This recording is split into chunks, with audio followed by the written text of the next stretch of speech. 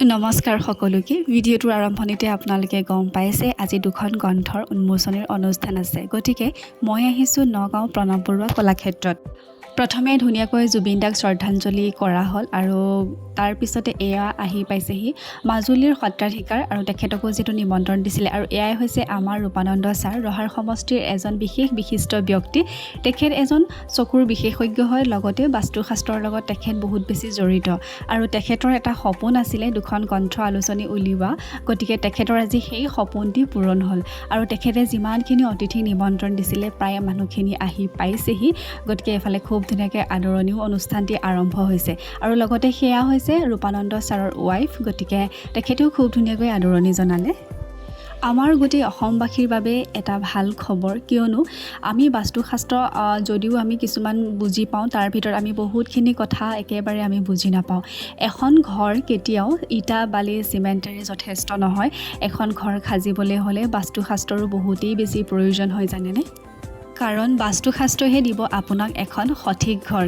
আৰু কিয় জানেনে, আমি যেতিয়া এখন ঘৰ বনাবলৈ আৰম্ভ কৰোঁ তেতিয়া আমি দিশবোৰ চালি জাৰি নাচাওঁ। গতিকে ঘৰখনত বহুতো বেছি কিছুমান অশান্তিৰ সৃষ্টি হয়, কাৰোবাৰ হয়তো হাই কাজিয়া, লগতে অসুখ অশান্তি বহুতখিনি আহি পৰে। কিন্তু আমি সেই পৰিস্থিতিটো যে হৈ থাকে বা সেইখিনিৰ যে সন্মুখীন হৈ থাকোঁ কিয় আমি বুজি নাপাওঁ, নহয়নে বাৰু? গতিকে আমি বাস্তুশাস্ত্ৰৰ দ্বাৰা ঘৰ এখন বনোৱাৰ আগত ঘৰটো কোন দিশে বহিলে ভাল হ'ব, লেট্ৰিন বাথৰুম কোনফালে হ'ব, ডাইনিং টেবুল কোনফালে বহিব, লগতে ঘৰৰ কালাৰৰ পৰা ইত্যাদি আমি এই গোটেইখিনি যদি চালি জাৰি বাস্তুশাস্ত্ৰৰ দ্বাৰা চাই পিনে যদি আমি এখন ঘৰ নিৰ্মাণ কৰোঁ তেতিয়াহ'লে সেই ঘৰখন খুব বেছি সুখময় হয়।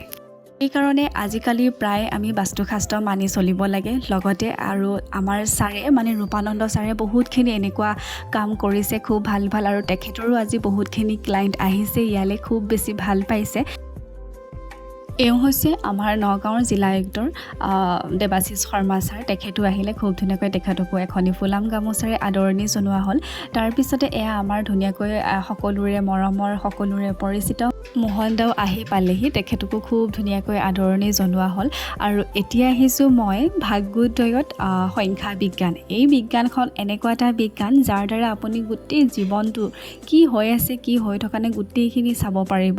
আৰু সংখ্যা বিজ্ঞানে আপোনাৰ জন্মৰ তাৰিখ অনুসৰি আপুনি কোন স্থানত কি কৰিব কি নকৰিব আপোনাক গোটেইখিনি খুব ধুনীয়াকৈ নিৰ্ধাৰণ কৰিব।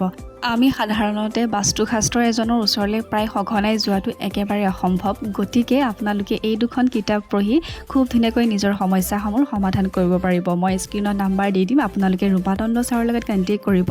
আৰু লগতে ভিডিঅ'টো চাই কেনেকুৱা পালে এটা কমেণ্ট কৰি জনাব। আজিৰ মিনি ভ্লগটো ইমানখিনিয়ে, আজিলৈ এৰিছোঁ। নেক্সট এটা ভিডিঅ' লগ পোৱা আশাৰে আজিলৈ বাই। শেষত ৰূপানন্দ ছাৰলৈ বহুত বেছি অভিনন্দন জনালোঁ। আপুনি সদায় আগবাঢ়ি যাওক।